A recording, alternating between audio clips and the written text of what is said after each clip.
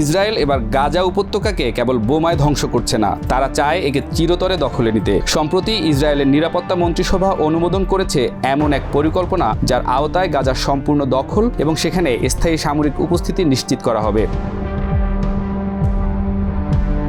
এই পরিকল্পনায় বলা হয়েছে গাজার জনগণকে উত্তরের শহরগুলো থেকে অস্ত্রের মুখে দক্ষিণে সরিয়ে নেওয়া হবে এবং তারপর মানবিক সহায়তা, খাদ্য, পানি, চিকিৎসা সবকিছু প্রবেশ করবে কেবল ইসরায়েলি সেনাবাহিনীর অনুমতি নিয়ে।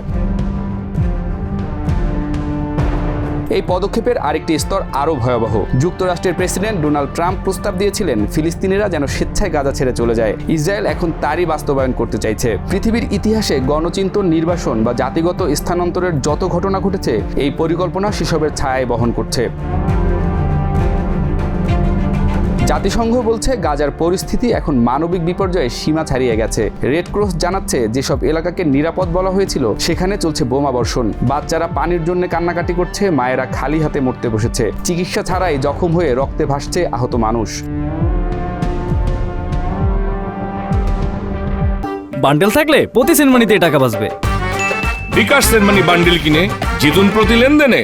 গত 2 সপ্তাহে গাজায় শিশু ও নারীর মৃত্যুহার দ্বিগুণ বেড়েছে। মৃত্যুর গড় হার দিনে 200 ছাড়িয়েছে, যার মধ্যে অন্তত 40% শিশু।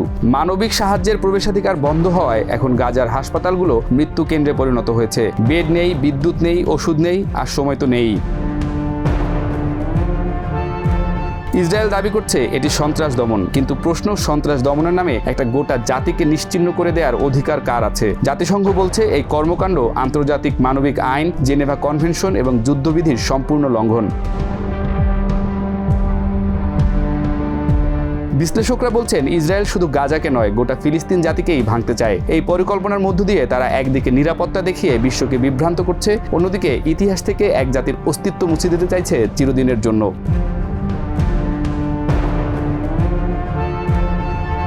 এই দখল পরিকল্পনা বাস্তবায়িত হলে কি হতে পারে? একটি প্রজন্ম পুরোপুরি শরণার্থী হবে। শিশুরা হারাবে স্কুল, বই, স্বপ্ন।